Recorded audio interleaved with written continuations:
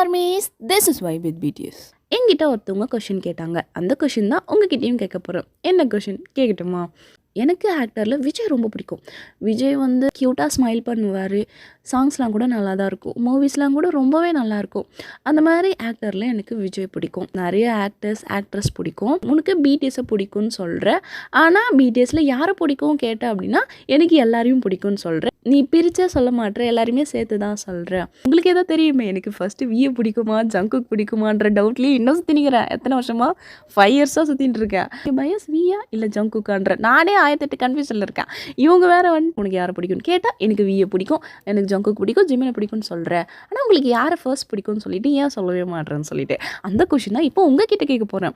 இப்போ சொல்லுங்கள், அவங்களுக்கு ஆக்டர் விஜயை பிடிக்கலாம், அஜித் சூர்யா பிடிக்கலாம், பட் அவங்களுக்கு இவங்க தான் பிடிக்கும் அப்படின்னு சொல்லிட்டு தெரியுது. உங்ககிட்டயே 1000 முறை இந்த கொஷினை கேட்டிருப்பேன். உங்களுக்கு பிடிஎஸில் யாரை ரொம்ப பிடிக்கும்னு சொல்லிட்டு நீங்களும் என்ன சொல்லிங்க, எனக்கு OT7, எனக்கு பிடிஎஸில் எல்லாருமே பிடிக்குமாக்கா. எல்லாமே அப்படி தான் சொல்கிறீங்க. ஒரு சிலர் வந்து சொல்கிறீங்க இவங்கள தான் பிடிக்கும், அவங்கள தான் பிடிக்கும். ஆனால் நிறைய கமெண்ட்ஸ் என்ன அப்படின்னா எனக்கு எல்லாரையுமே பிடிக்கும், எனக்கு பிடிஎஸே பிடிக்கும் அப்படின்னு சொல்கிறீங்க. இதே தான் நான் அவங்கக்கிட்ட கேட்டேன், பட் அவங்க ஒத்துக்கல.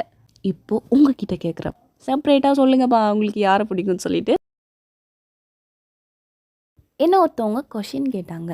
என்ன கொஷின் அப்படின்னா மறந்துச்சே.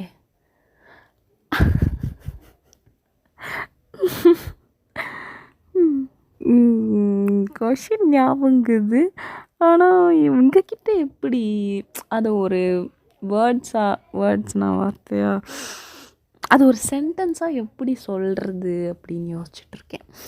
இதே மாதிரி யோசிச்சுட்ருக்கேன். நெக்ஸ்ட் வீடியோவில் சொல்கிறேன். இது ப்ளூ பாஸாக எடுத்துக்கோங்க. இந்த வீடியோ உங்களுக்கு பிடிச்சிருந்துச்சு அப்படின்னா இந்த வீடியோக்கு லைக் பண்ணிவிட்டு மறக்காமல் சேனலையும் சப்ஸ்கிரைப் பண்ணி வச்சுக்கோங்க. நான் நெக்ஸ்ட் வீடியோவில் பார்க்கலாம். சரங்கி ஆர்மி.